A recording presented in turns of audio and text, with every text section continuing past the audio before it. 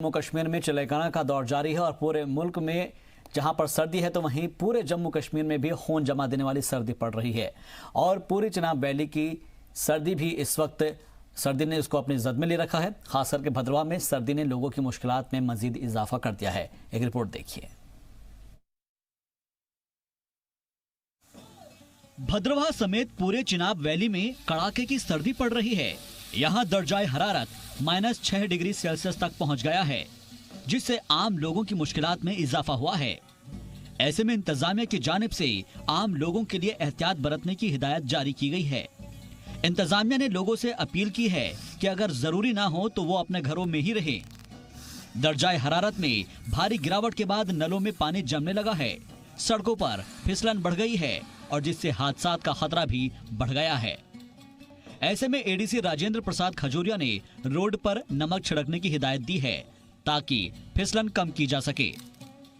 भी टेम्परेचर रात का -7 -6 चल रहा है, तो मॉर्निंग बहुत हैवी कोहरा पड़ा होता है, तो उसके लिए भी हमने एक एडवाइजरी जारी की है कि जितने भी हमारे पैसेंजर्स बसेस हैं, जहाँ हमारे जो कमर्शियल बसेस हैं, जहाँ हमारे जो प्राइवेट व्हीकल्स हैं, they should take all precautions, movement slow रखें।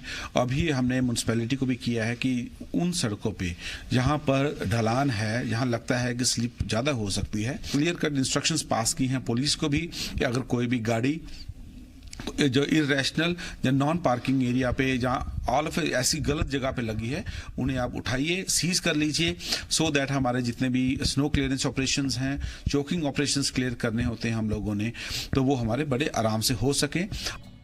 आम लोगों का कहना है कि सर्दी की वजह से उनके रोजमर्रा के कामों पर असर पड़ रहा है। पानी के नलों में जम जाने के सबब पीने के पानी की किल्लत लगातार बढ़ती जा रही है। रोड पर चलने में भी दिक्कतों का सामना करना पड़ रहा है। सर्दी तो बहुत ज़्यादा हो गई है, जिससे अभी कल से चिलैकाना शुरू हुआ है और उसकी वजह से कोहरा लग रहा है, गाड़ियां चलाना मुश्किल हो रहा है, कोई भी गाड़ी चलने में बड़ा दिक्कत हो रही है। महकमा मौसमियात की माने तो आने वाले दिनों में सर्दी की शिद्दत कम होने वाली नहीं है। ऐसे में लोगों को एहतियात बरतने की हिदायत दी गई है। भद्रवाह से राजा रहबर जमाल की रिपोर्ट, जी सलाम। उधर जम्मू में भी सर्दी में इजाफा होता जा रहा है। बारिश, बर्फबारी और कोहरे से जम्मू में सर्द लहरें तेज हो गई हैं। गुज़िश्ता 4 दिनों से धूप नहीं निकल पाई है। रात और दिन में सर्द और तेज हवाएं चल रही है। सर्दी से ठिठुरते हुए लोग अलाव जलाकर राहत हासिल करने की कोशिश करते नजर आ रहे हैं। सरहदी इलाकों में कोहरे की वजह से सर्दी में इजाफा हो गया है, तो वहीं कोहरे के सबब कम हुई विजिबिलिटी से सड़कों पर गाड़ियां चलाना भी बेहद दुश्वार हो रहा है। महकमा मौसमियात ने पेशनगोई की है कि फिलहाल इसी तरह का मौसम रहने का इम्कान है। सर्दी के साथ ही घने कोहरे ने भी लोगों की मुश्किलों में मजीद इजाफा कर दिया है। सभी जगह बहुत सर्दी है, मगर जम्मू में जो हमने सर्दी आज देखी, बहुत देर के बाद देखी ये सर्दी। आज हम लोग जला के यहाँ बैठे हुए हैं और इसका एंजॉय कर रहे हैं, इस सर्दी का। मगर सर्दी का जो आलम है, आज चिलैकाना शुरू हो गया है श्रीनगर, तो हम सोचते हैं पता नहीं ये यूटी के बाद, चिलैकाना पूरी यूटी के बाद सारी स्टेट में शुरू हो गया है। आज तो हम उसका एंजॉय कर रहे हैं और इतना फॉग इतना लगा हुआ है, इंसान के साथ मतलब 10 मीटर के बाद भी आप देखेंगे तो आपको इंसान दिखाई नहीं देता। यही है कि ये ऊपर वाले की इच्छा है, क्या होता है क्या नहीं, हम तो एंजॉय करते हैं।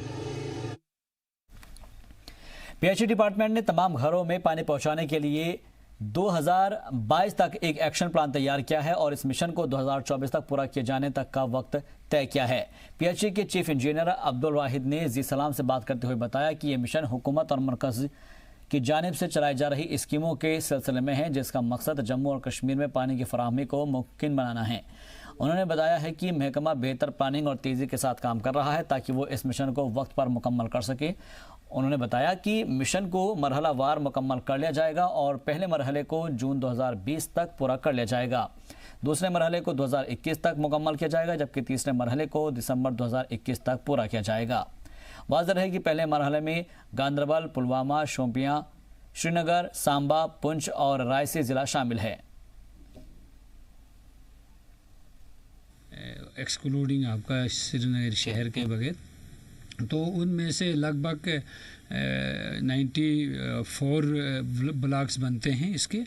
तो उन 94 ब्लॉक्स में से फर्स्ट जो फेज़ है उसमें 4 डिस्ट्रिक्ट आपका श्रीनगर, पुलवामा, शोपियां और गांदरबल अगले साल जून तक टारगेट हुआ है इनको कंप्लीट करना है।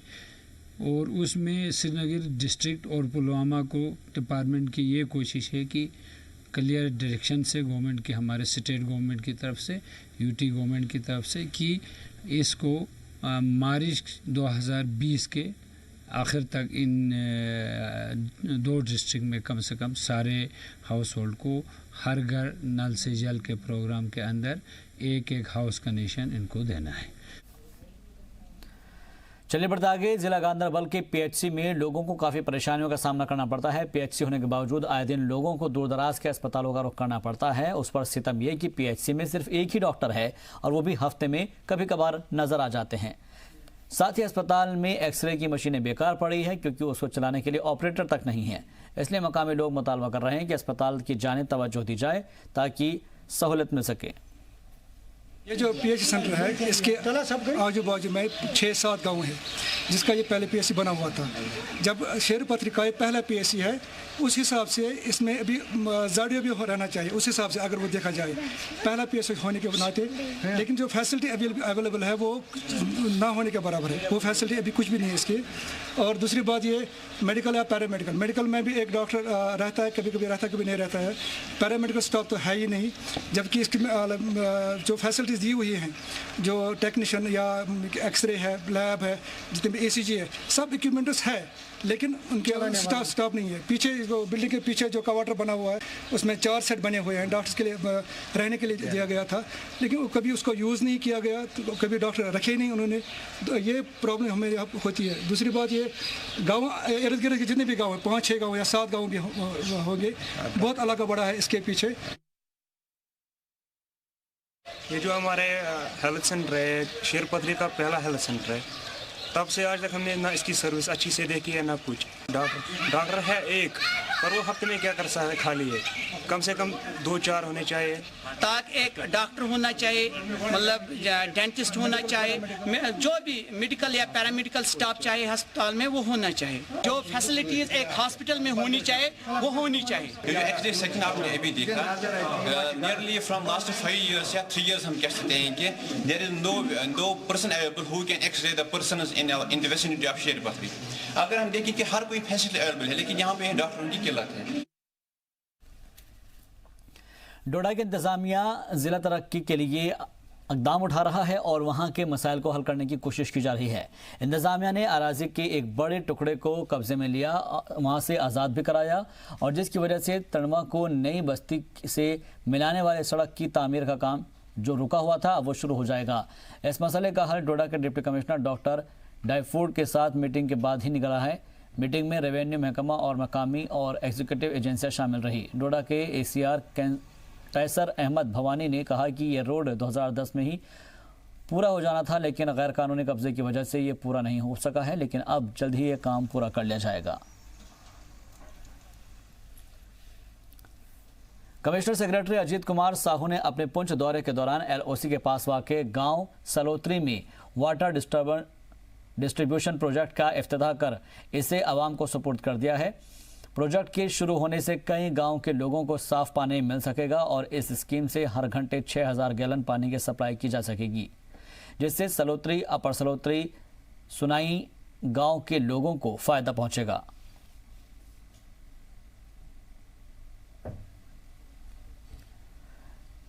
Jammu Kashmir khadi and village industries board की चेयरपर्सन डॉक्टर हिना शाफी बट ने शोपियां के district development commissioner Chaudhary Mohammad Yasin की मौजूदगी में district office building cum craft training centre का इफ्तिताह किया और इस मौके पर खिताब करते हुए DDC ने कहा कि रोजगार के मौके पैदा करने के मकसद से विलेज इंडस्ट्रीज को फ़रोग देने की खासी जिम्मेदारी है।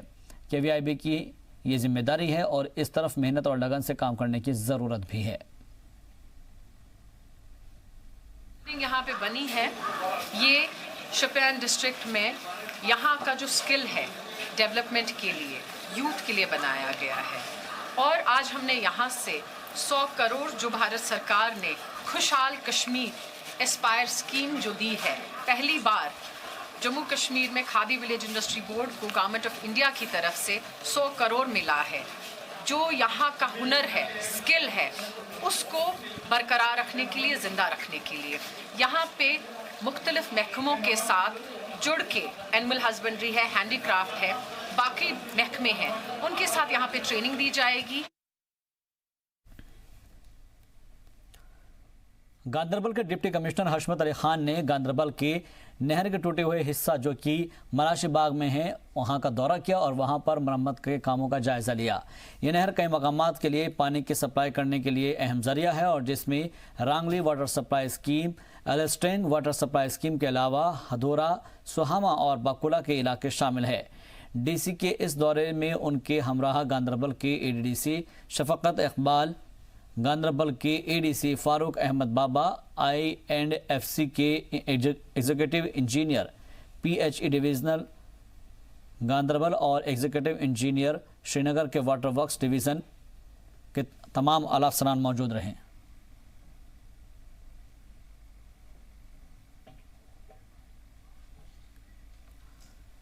तो गांदरबल के डिस्ट्रिक्ट जिला तरक्याती कमिश्नर ने यहाँ पर जायजा लिया और साथ ही आपको बता दें कि जो तरक्याती प्रोजेक्ट्स हैं उनका जायजा लिया है और साथ ही आपको ये भी बता दें कि अफसरान पर इन प्रोजेक्ट पर काम की रफ्तार तेज करने और जोर देने की बात निकलकर सामने आई है। इसके अलावा जो ज़िले में अहम मंसूबों की तकमील है उनके टाइमलाइन तय करने पर जोर दिया गया। उन्होंने मुताल्लिका महकमे के अफसरान पर मजीद जोर देते हुए कहा कि वो अवामी शिकायत के बरवक्त इजाले के लिए दस्तयाब रहें। इसके साथ साथ आपको बता दें कि बांदीपुरा में जारी तरक्याती कामों का जायजा लेने के लिए एक आला सतही मीटिंग बुलाई गई और जिसकी सदारत कमिश्नर बशीर अहमद खान ने की। मीटिंग में बांदीपुरा के डीसी शहबाज अहमद मुर्जह के अलावा तमाम महकमों के अफसरान ने शिरकत की। मीटिंग में कमिश्नर ने सरकारी दफातर में मुलाजिमीन का हाजिरी को यकीनी बनाने के अलावा रिश्वतखोरी के खात्मे पर जोर दिया।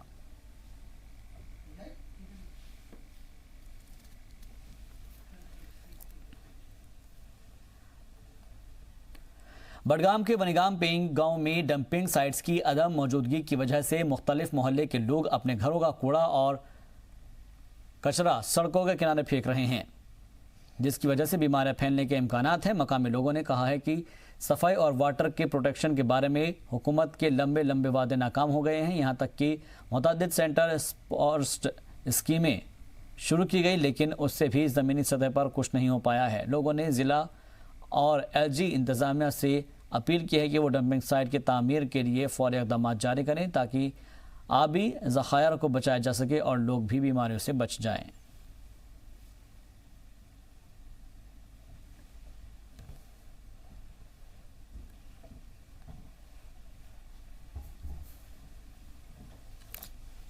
जी, हम पटनवानी गांव से है। यहाँ पे डंपिंग साइट न होने के कारण से लोग जो घरों से कूड़ा करकट लाते हैं वो सड़क के किनारे रखते हैं, जिससे की वजह से यहाँ पे बीमारियां फैलने का अंदेशा है।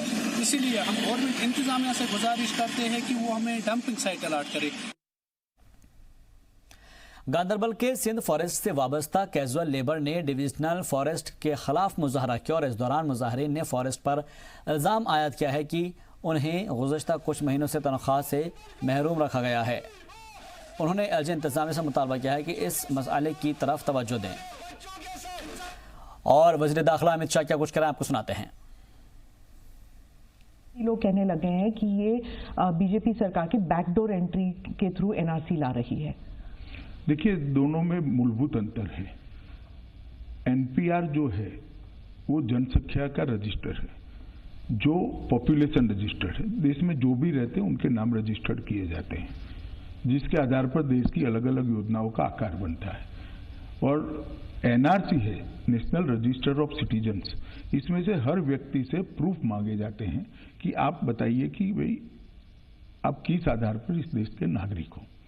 ये दोनों प्रक्रिया का कोई लेन देन नहीं है, न दोनों प्रक्रिया का एक दूसरे के सर्वे में उपयोग हो सकता है। NPR के लिए जो अभी प्रक्रिया चलेगी, इसका उपयोग कभी भी NRC के लिए नहीं हो सकता। दो कानून भी अलग है। मगर ये प्रक्रिया मैं थोड़ी स्पष्टता कर दूं, कि ये भारतीय जनता पार्टी की सरकार ने शुरू नहीं की है। 2004 में यूपीए सरकार ने एक कानून बनाया जिसके तहत ये प्रक्रिया चालू हुई, और 2010 में जब जनगणना हुई 2010-11 में, इसके साथ इसको किया गया। अब फिर से जनगणना हो रही, इसके साथ ही करने का प्रावधान है। सरकार ने आज निर्णय करा है। तो मैं पहले ये स्पष्टता कर देना चाहता हूं कि एनपीआर का कोई भी डेटा एनआरसी के उपयोग में आ ही नहीं सकता, क्योंकि ये अलग प्रक्रियाएं हैं और उसमें नागरिक से अपने नागरिक होने के लिए कुछ दस्तावेज मांगे जाते हैं और कुछ प्रक्रिया जो आसाम में हुई है अभी। इसके अंदर देश के अंदर रहने वाला हर कोई व्यक्ति अपनी स्वतः की इच्छा से एक ऐप के अंदर भरकर भेजेगा, कोई सपोर्ट डॉक्यूमेंट नहीं मांगे। एनआरसी में प्रूव करना पड़ेगा और एनपीआर में सिर्फ साइन करना पड़ेगा, इंफॉर्मेशन भरना पड़ेगा, और ये सब वॉलंटरी है एनपीआर का एक्सरसाइज। वॉलंटरी मतलब कुछ इंफॉर्मेशन नहीं है तो भी कोई दिक्कत नहीं है इसमें। तो उसमें कुछ खाने खाली रखे जा सकते हैं जी। तो अगर कौन से ऐसे सवाल हैं एनपीआर में जो इस बार नए हैं, पिछली प्रक्रिया में नहीं थे और इस प्रक्रिया में जोड़े जाए? देखिए, एक दो चीजें नई हैं जिसमें घर में कितने, घर का एरिया क्या है, घर में पशु कितने हैं, इस प्रकार की कुछ चीजें नई है जिसके आधार पर राष्ट्र की सारी योजनाओं का एक खाका बनता है। मैं आपको बताता हूं, इस प्रकार के सर्वे न हुए होते तो हम आज देश में हर गरीब के घर में गैस नहीं पहुंचा सकते। जो लोग इसके लिए अपप्रचार कर रहे हैं वो गरीबों का और विशेषकर माइनॉरिटी का नुकसान कर रहे हैं, क्योंकि ये प्रक्रिया से जो कटेंगे उनके लिए ये योजनाओं में कैसे जगह बनेगी, इसका अंदाज कैसे लगेगा। मैं आपको बताता हूं कि गुजरात का सूरत शहर है, ढेर सारे वहां उड़ीसा से, यूपी से, बिहार से लोग आकर बसे हैं, रोजी रोटी के लिए बसे, परिवार के साथ भी बसे हैं। अब जब एनपीआर के माध्यम से ये मालूम नहीं पड़ेगा कि कितने उड़िया बच्चे यहाँ रहते हैं, तो उड़िया भाषा की प्राथमिक शालाएं वहां कितनी खोली जाएगी, आप मुझे बताइए, कैसे सरकार तय करेगी? म्युनिसिपल कॉर्पोरेशन कैसे तय करेगा? हिंदी भाषी स्कूल्स कितनी खोली जाएगी, वो कैसे तय करेंगे? क्योंकि गुजरात में प्राइमरी एजुकेशन गुजराती में है ऑब्वियसली। इस प्रकार के पर्पस के लिए एक जनगणना मतलब सेंसस और एनपीआर दोनों का उपयोग होता है। मैं उस पे वापस आती हूँ सेंसस पे, पर आपने माइनॉरिटीज का जिक्र किया, इसलिए मैं माइनॉरिटी लीडर ओवैसी के बारे में बताया। उन्होंने खुद कहा है कि ये एनआरसी का दूसरा नाम है, बस एक दूसरे नाम से एनआरसी लाया जा रहा है। देखिए, ओवैसी साहब अगर हम कहेंगे सूर्य पूरब में उदित होता है तो वो कहेंगे नहीं वही पश्चिम में होता है, ये उनका स्टैंड होता है, मुझे तो इससे कोई आश्चर्य नहीं। फिर भी मैं ओवैसी साहब को भी आश्वस्त करना चाहता हूं देश के गृह मंत्री के नाते कि इसका एनआरसी की प्रक्रिया से कोई लेन देन नहीं है, ये बहुत अलग प्रकार की प्रक्रिया है। तो सर, जब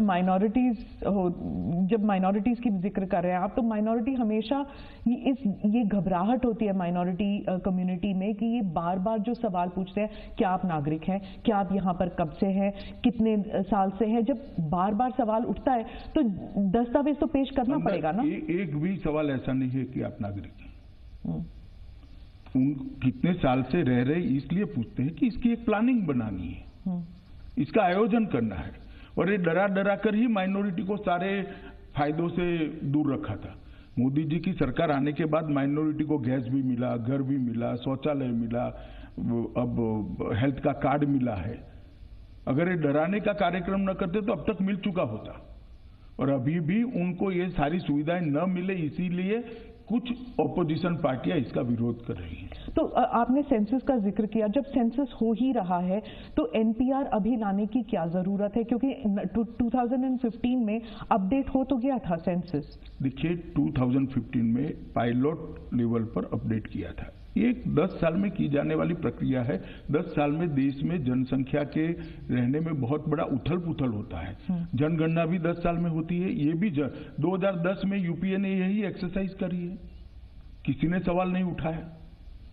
वो करते हैं तो सारी निर्दोष चीजें, हम करते हैं तो प्रॉब्लम है।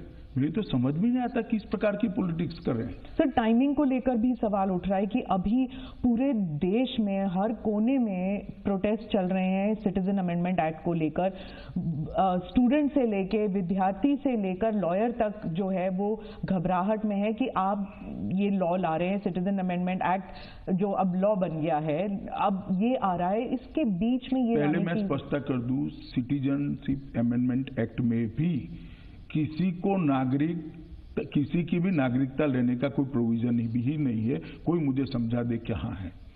ये नागरिकता देने का प्रोविजन है।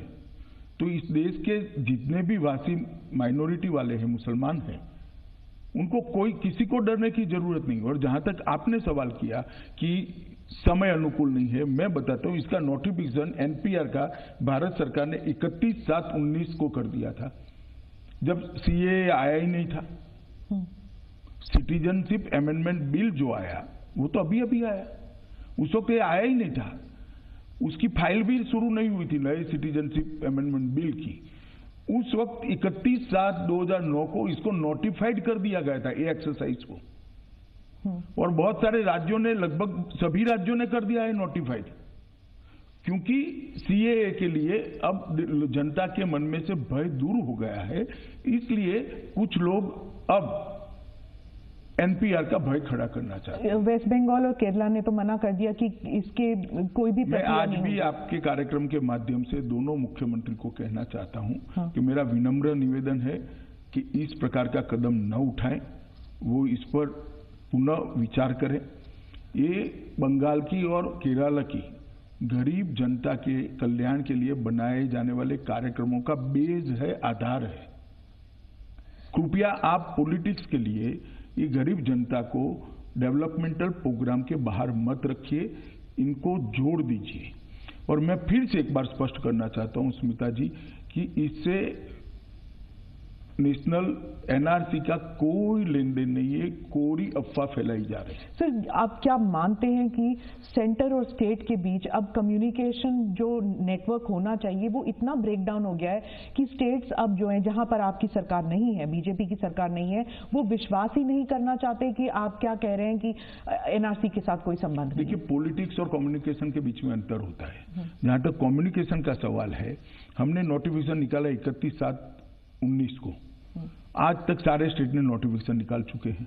इसको कम्युनिकेशन कहते हैं। पॉलिटिक्स इसको कहते हैं कि सीएए के कारण बवाल खड़ा हुआ, सीएए का बवाल अब थमता जा रहा है, सब लोग सीएए को समझने लगे हैं, तो अब नई पॉलिटिक्स कर एनपीआर पे विवाद खड़ा करो। इसको पॉलिटिक्स कहते हैं।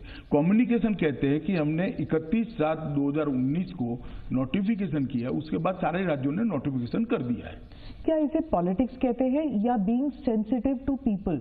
मतलब कि अगर लोग समझते हैं कि इससे मुझे घाटा हो रहा है, तो क्या आप सेंसिटिविटी को लोग नहीं समझ रहे, लोगों को समझाया जा रहा है और गलत समझाया जा रहा है। गलत समझाया जाए, इसीलिए स्पष्टता के लिए मैंने आज एएनआई की टीम को रिक्वेस्ट। तो ये आप कह रहे हैं कि गलत समझाया जा रहा है, तो फिर ऐसे क्यों हुआ कि एक हफ्ते तक प्रोटेस्ट इतने वायलेंट हुए लेकिन कम्युनिकेशन जो है सरकार की तरफ से कमी रही, खामियां रही? क्या आप मानते हैं? देखिए, कुछ तो खामी रही होगी, मुझे स्वीकारने में कोई तकलीफ नहीं है, परंतु पार्लियामेंट का मेरा भाषण उठाकर देख लीजिए, इसमें मैंने ये सारी स्पष्टताएं करी है कि इसी से किसी भी अल्पसंख्यक की नागरिकता जाने का सवाल नहीं, किसी की भी जाने का सवाल नहीं है, क्योंकि ये बिल में किसी की नागरिकता लेने का कोई प्रावधान ही नहीं है।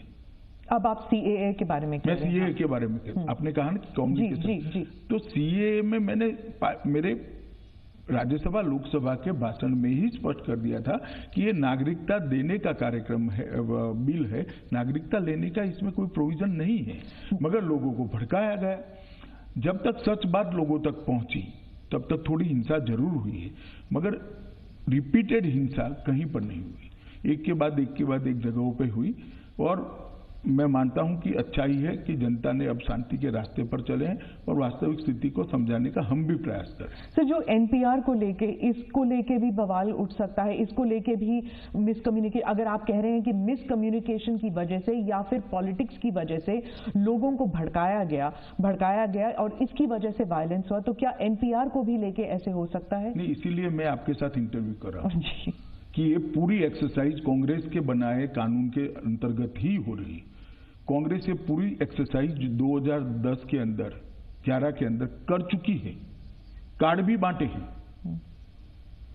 हम वही एक्सरसाइज करने जा रहे हैं। कृपया मैं लोगों को भी विनती करता हूं, देश की जनता को भी विनती करता हूं कि आप ऐसे बहकावे में मत आइए कि एनआरसी और एनपीआर एक एक्सरसाइज है। एनपीआर की एक्सरसाइज का या जनगणना का एनआरसी के साथ कोई लेन देन नहीं है, दूर दूर तक नहीं है, ना इसके डेटा का एनआरसी के लिए उपयोग होने वाला है। एनपीआर में, पिछले एनपीआर में जब हुआ था तो उस वक्त आधार नहीं था, आधार कार्ड। तो इस बार जो है, क्या आधार की इंफॉर्मेशन सिटीजन को देना पड़ेगा? जब क्वेश्चन पूछा जाएगा, जब सवाल पूछा जाएगा, तो क्या बायोमेट्रिक्स होगा और क्या देना पड़ेगा? देखिए स्मिता जी, हमने एक ऐप भी बनाया है जो फ्री ऑफ कॉस्ट हर नागरिक डाउनलोड कर पाएगा अपने मोबाइल पे और भरकर भेज सकता है। तो जब जनगणना अधिकारी आएंगे, एनपीआर के बनाने वाले लोग आएंगे, तब सिर्फ टिक कर 10 मिनट के अंदर काम समाप्त हो जाएगा।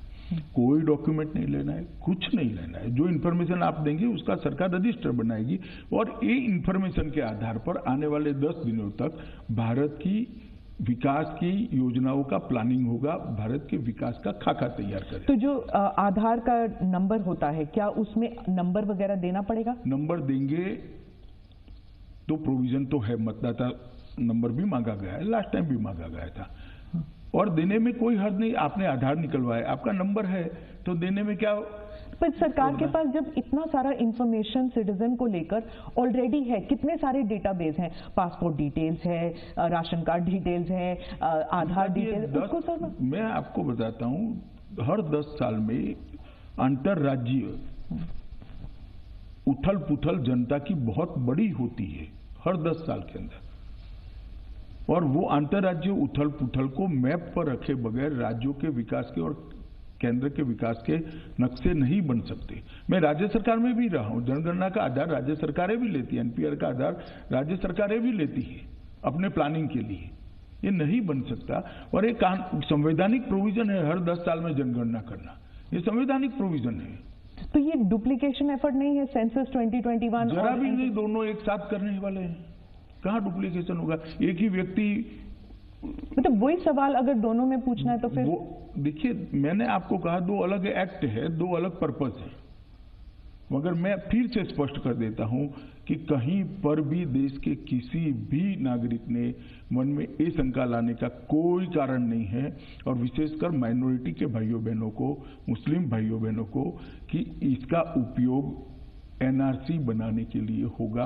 इसका कोई लेन देन नहीं है, एक कोरी अफवाह फैलाई जा रही है और मैं मानता हूं ऐसा नहीं करना चाहिए। एनआरसी और एनपीआर में फर्क आपने समझाया, लेकिन जनगणना एक्सरसाइज जो सेंसस का एक्सरसाइज है और एनपीआर का जो एक्सरसाइज है, इसमें क्या फर्क? अगर दोनों एक ही वक्त हो रहा है तो इसमें अलग क्या चीज है, जरूरत क्या है? ढेर सारा अलग है, आप एक बार साइट पर चली जाइए। हाँ।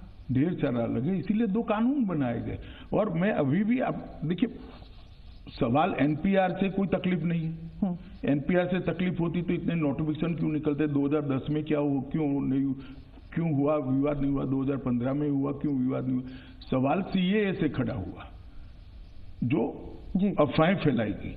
सीएए में भी अब लोग समझने लगे हैं कि इससे किसी की नागरिकता नहीं जाने वाली है, माइनॉरिटी की भी नहीं जाने वाली। ये नागरिकता देने का कानून है। अब जब सीए की विवाद समाप्त हो रहा है तो एक नया विवाद खड़ा करने का एक राजनीतिक प्रयास हो रहा है। मैं अभी भी सभी राजनीतिक दल को भी कहना चाहता हूं, अगर आपके मन में स्पष्ट रूप से कोई शंका है तो मैं सार्वजनिक रूप से एएनआई को कह रहा हूं, पूरा देश सुनेगा इसको, कि आप शंका निकाल दीजिए कि ये डेटा का उपयोग एनआरसी बनाने में होगा या यही एनआरसी है।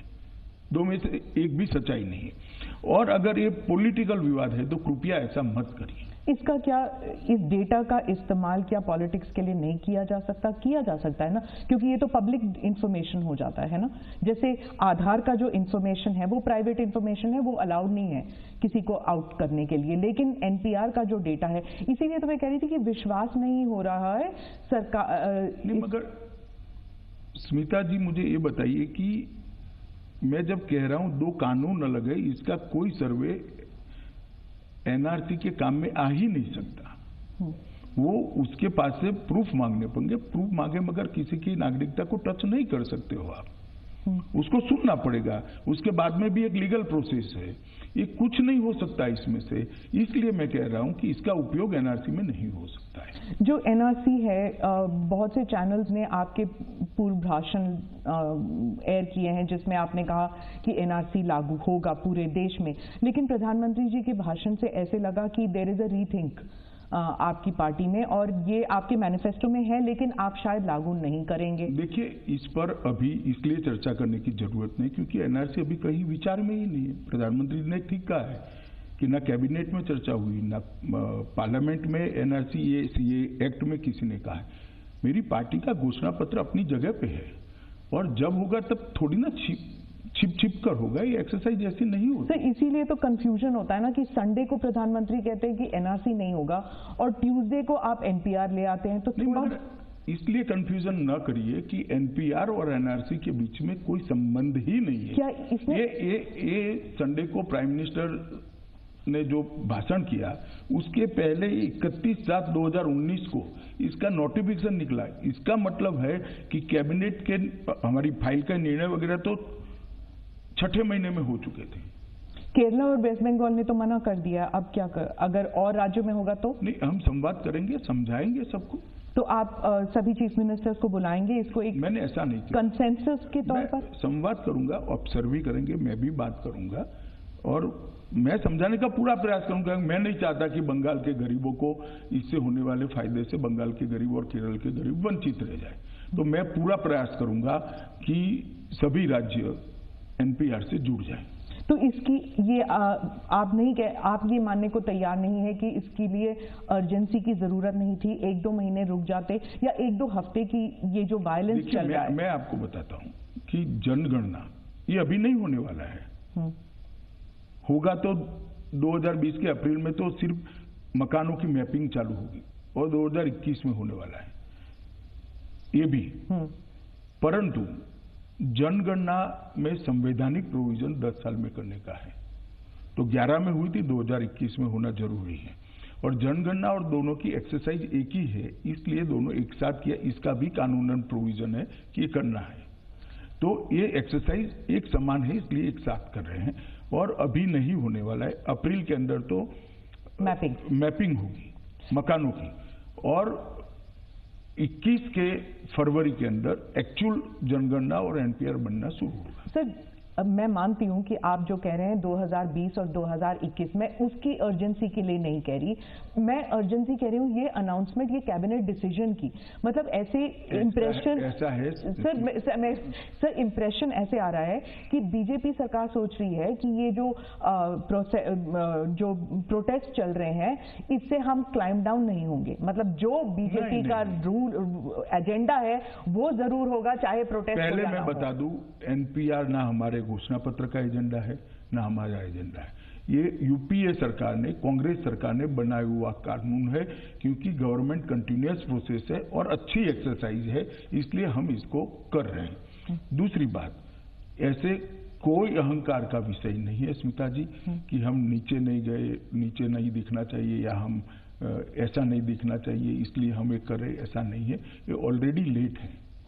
अप्रैल 2020 में अगर मकानों का मैपिंग करना है तो इस देश में लगभग लाखों कर्मचारियों की ट्रेनिंग करनी है, उनको ऐप देना है, ऐप का एडवर्टाइज बनाना पड़ेगा, हर राज्य में इसके दफ्तर खुलेंगे, हर राज्य में इसके अधिकारी तय होंगे, नीचे बहुत सारे टीचर तक का ट्रेनिंग करना है। ये अगर हम आज नहीं करते दिसंबर में तो अप्रैल में मकानों का, मतलब घरों का मैपिंग नहीं हो सकता। ऑलरेडी हम 15-20 दिन लेट चल रहे हैं। और दूसरी बात कि ये एक्सरसाइज हर बार हुई, इसका टाइम टेबल इसी प्रकार का है, 1.5 साल की एक्सरसाइज है। ये टाइम टेबल में भी हमने कोई बदल नहीं किया है। आप 2011 की जनगणना को उठाकर देख लो तो यही टाइम टेबल से हुई है। तो इस प्रकार का कोई अहंकार या अहम नहीं है कि वे जनता करती रहे, हम हमारा करेंगे, मगर ये हमारा एजेंडा ही नहीं है, ना हमारे घोषणा पत्र में है ना हमारी घोषणा है। आप जो कह रहे हैं मैपिंग, ट्रेनिंग, टीचर्स के सबकी जो ट्रेनिंग है, तो लोग तो यही कहेंगे ना, ये जो मैपिंग और ट्रेनिंग आप एनपीआर पे कर रहे हैं, वही ट्रेनिंग आप एनआरसी के लिए इस्तेमाल करेंगे? स्मिता जी, आप पूरी रचना नहीं जानती है। मैं आपको स्पष्ट कर दूं कि हर राज्य अपना इसके लिए एक अधिकारी तय करेगा जो जनगणना अधिकारी होगा, और राज्य सरकार के कर्मचारी ही ये करेंगे। तो वही भारत सरकार तो सब जगह करने नहीं जाने वाली है। तो और कोई इसके सवाल उठाकर देख ले, इसमें कुछ ऐसा नहीं है जिसका दुरुपयोग हो सके।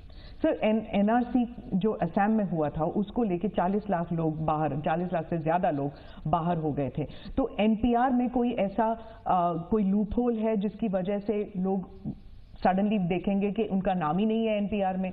देखिए, एनपीआर में हो सकता है किसी का नाम रह जाए, तो भी वो नागरिकता उसकी नहीं जाने वाली, क्योंकि एनआरसी की प्रक्रिया नहीं है। तो पहले मेरी बात समझ लीजिए।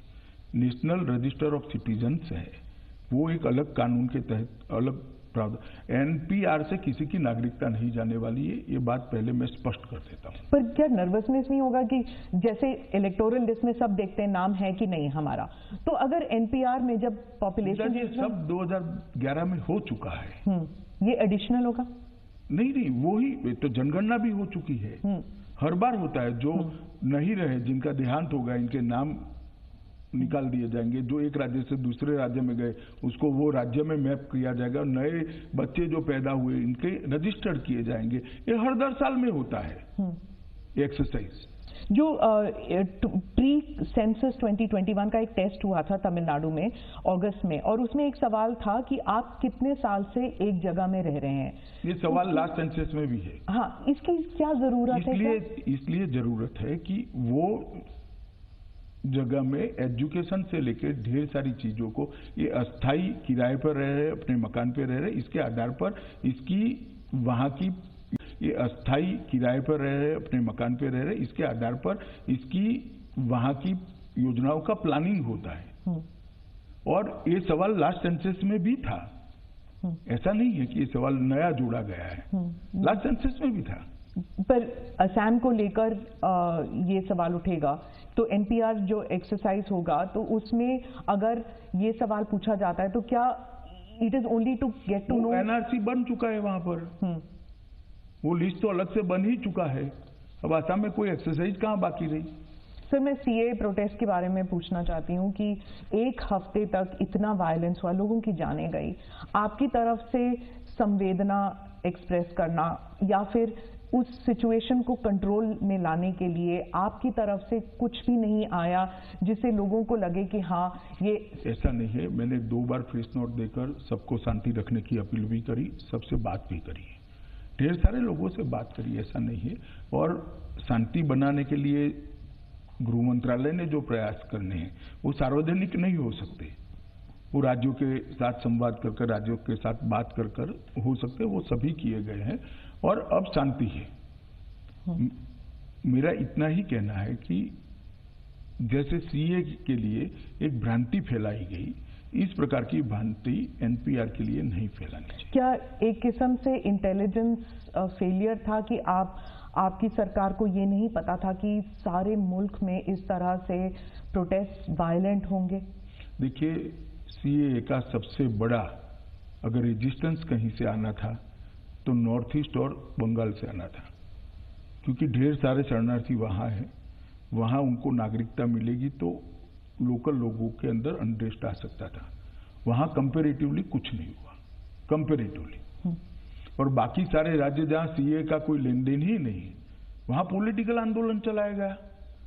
मैं मानता हूँ कि इस प्रकार के सेंसिटिव मुद्दों को पॉलिटिकली तराजू में रखकर नहीं देखते। तो हर राज्य में जो प्रोटेस्ट हो रहे हैं, आप मानते हैं कि ये आप समझते हैं, आपके इंफॉर्मेशन के? मेरी इंफॉर्मेशन छोड़िए ना, आपकी इंफॉर्मेशन मुझे बताए, कॉल किसने दी है? सर, मैं आपके पास आता ही है, कॉल देती है तो प्रेस नोट आती है कि आज हम बंद बुला रहे हैं, आज हम समाजवादी पार्टी, तृणमूल कांग्रेस पार्टी, ये सारे तो सिटीजन्स प्रोटेस्ट चल रहे हैं हर जगह। नहीं, मतलब स्टूडेंट्स बाहर निकल रहे हैं, सिविल सोसाइटी बाहर निकल रही है। कॉल तो वही लोग पॉलिटिकल पार्टियों ने ही दिया है, सिविल सोसाइटी भी है इसमें, ऐसा नहीं है, मगर प्रोटेस्ट जो कर रहे हैं वो पॉलिटिकल पार्टियां ही कॉल दे रही हैं। क्या आपकी तरफ से, सरकार की तरफ से, सेंट्रल गवर्नमेंट की तरफ से क्या एक रीच आउट प्रोग्राम हो सकता है सिविल सोसाइटी के लिए, स्टूडेंट्स के लिए, समझाने के लिए कि ये सीए जो है ये नेगेटिव नहीं है, ये मैं अभी से रीच आउट प्रोग्राम चालू करता हूँ। मैं बता देता हूँ सीए क्या है। Citizenship amendment act Bharat, Pakistan और बांग्लादेश में जो माइनॉरिटी है और जो अपना धर्म बचाने के लिए अपनी प्रताड़ना से भागकर यहाँ आए हैं, उनको नागरिकता देने का कार्यक्रम है। भारत में रहते हुए एक भी व्यक्ति की नागरिकता छीनने का कार्यक्रम नहीं है। जो भ्रांति फैलाई गई है कि सीएए से विशेषकर माइनॉरिटी की नागरिकता चली जाएगी, जिनके पास कार्ड नहीं है, ये नहीं है, वो भी गलत बात है। मगर सीएए में तो नागरिकता जाने का कोई प्रोविजन ही नहीं है। इसलिए ये जो भ्रम फैलाया जा रहा है वो अब धीरे धीरे जनता तक चीजें पहुंची है और जनता समझने भी लगी है कि भाई किसी की नागरिकता जाने का सवाल ही नहीं है।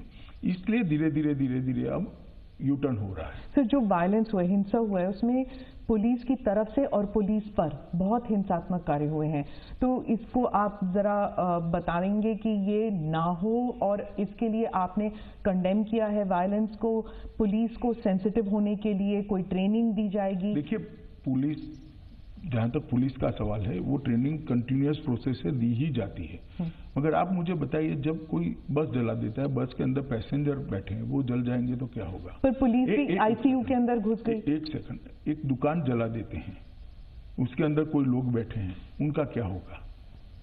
पुलिस को फायरिंग करने का तो स्टेज तब आता है जब किसी की जान खतरे में आती है, और वो नहीं करता है तो वो उसकी ड्यूटी नहीं निभाता है। और आईसीयू के अंदर घुसे भी ऐसी इक्का दुक्का घटनाएं हुई होंगी जहां दंगाई वहां भागकर घुसे होंगे, उनके पकड़ने के लिए गए होंगे, परंतु तो ऐसी घटनाएं टालनी चाहिए, इसमें कोई दो राय नहीं है। मगर एक सेफ जगह पर इंटरव्यू करते करते इसकी चर्चा करना और हजारों पत्थर सामने से आ रहे हो, उस वक्त धैर्य रखना, उसको अपनी भी जान बचानी है, जनता की भी जान बचानी, हमने इसकी भी पोजीशन समझनी चाहिए। सर, प्रधानमंत्री ने कहा था डिटेंशन सेंटर्स को लेकर, और आज के अखबार में डिटेंशन सेंटर के फोटो तक आ गए हैं, तो क्या ये डिटेंशन सेंटर हैं, बन रहे हैं? क्या लोगों को इसमें डाला जाएगा जो अपना सिटीजनशिप प्रूव नहीं कर सकता? इसको जरा क्लैरिफाई कर दीजिए। देखिए, डिटेंशन सेंटर जो बने हैं वो कंटिन्यूअस प्रोसेस है। इस देश में ऐसा नहीं है कि कोई भी नागरिक, दुनिया में से कोई भी आदमी घुस कर रह सकता है। इस देश का एक कानून है, अगर एक नागरिक पकड़ा जाता है, कोई भी देश का है, यूरोपियन देश का है, जिसको वहां जाने की परमिशन नहीं है, यहां रहने की परमिशन नहीं है, वीजा नहीं है, पासपोर्ट नहीं है, तो उसको पकड़कर डिटेंशन सेंटर में रखा जाता है। बाद में इसको वापस भेजने की प्रक्रिया होती है, डिपोर्ट की प्रक्रिया होती है। ये डिटेंशन सेंटर और एनआरसी का कोई लेन देन नहीं है। डिटेंशन सेंटर में रेफ्यूजीज को नहीं रखा जाएगा, इलीगल माइग्रेंट्स को रखा जाएगा, क्या ये कहने की? ये जो अभी डिटेंशन सेंटर चर्चा में आया है वो वही है। क्या है? इलीगल माइग्रेंट जो कहीं पर भी पकड़े, उसको रखे कहाँ? जेल में नहीं रख सकते आप। उसको एक डिटेंशन सेंटर में रखते हैं और बाद में वो देश के साथ बात करके उनको वापस भेजने की व्यवस्था करते हैं। तो अगर वो माइग्रेंट जो बाहर से आया है, उसके पास, उसने अगर अप्लाई नहीं किया रेफ्यूजी स्टेटस के लिए, तो वो इलीगल हो गया। लेकिन अगर रेफ्यूजी स्टेटस के लिए अभी ऐसा है कि मानो असम के एनआरसी में कुछ लोग आइडेंटिफाई हो गए, तो वो सारे लोगों को अभी सरकार ने 6 महीने का टाइम दिया है कि फॉरेनर ट्रिब्यूनल के अंदर अपना पक्ष रखें। हमने ये भी कहा है कि अगर आपके पास पैसा नहीं है तो वो पैसे, वकील के पैसे का खर्चा भारत सरकार या तो आसाम सरकार उठाएगी। हमने ढेर सारी ट्रिब्यूनल्स भी बनाई है, किसी को डिटेंशन सेंटर में नहीं रखा। ये अफवाह फैलाई जा रही है स्मिता जी। आज आसाम के अंदर जो 19 लाख लोग एनआरसी में नहीं आए थे, उनको डिटेंशन सेंटर में नहीं रखा है, अपने घर में ही रह रहे हैं। तो बना क्यों है फिर डिटेंशन? नहीं, ये उनको मौका दिया जाता है। डिटेंशन सेंटर तो देश में कोई भी नागरिक किसी भी देश से चला आएगा। देखिए, कोई अमेरिका में कोई नागरिक पकड़ा जाएगा, उसको कहां रखेंगे बताइए आप मुझे। वहां पर भी डिटेंशन सेंटर या जो व्यवस्था होगी वो सरकार की रखना पड़ेगा। बाद में हमारी एम्बेसी से बात करेंगे, हमारे देश का है तो पाकिस्तान का है तो पाकिस्तान की एम्बेसी, और बाद में डिपोर्ट करेंगे। तो इसको कहीं पर होल्ड तो करना पड़ेगा। तो मानो हिमालयन एरिया है, इसमें किसी विदेशी को जाने की अनुमति नहीं है, कोई क्यूरियोसिटी से भी वहां चला गया परमिशन के बगैर, तो उसको पकड़कर पुलिस ने कहीं रखना पड़ेगा। तो ये डिटेंशन सेंटर्स कहाँ कहाँ बनेंगी? कहीं नहीं बनने, एक बना हुआ है आसाम के अंदर और सालों से है।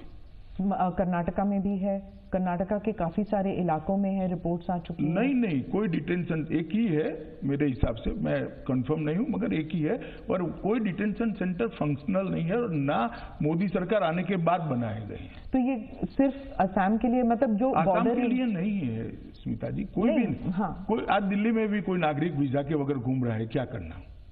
आप बताइए, आप हैं उसको एक बार तो कानून ने अपने हाथ में लेना पड़ेगा, बाद में उसको वापस भेजने की व्यवस्था करनी पड़ेगी। तो इसके लिए प्रक्रिया शुरू हो चुकी है? आप नहीं, शुरू नहीं हुए, ये तो हर रोज डे टू डे चलने वाली प्रक्रिया है।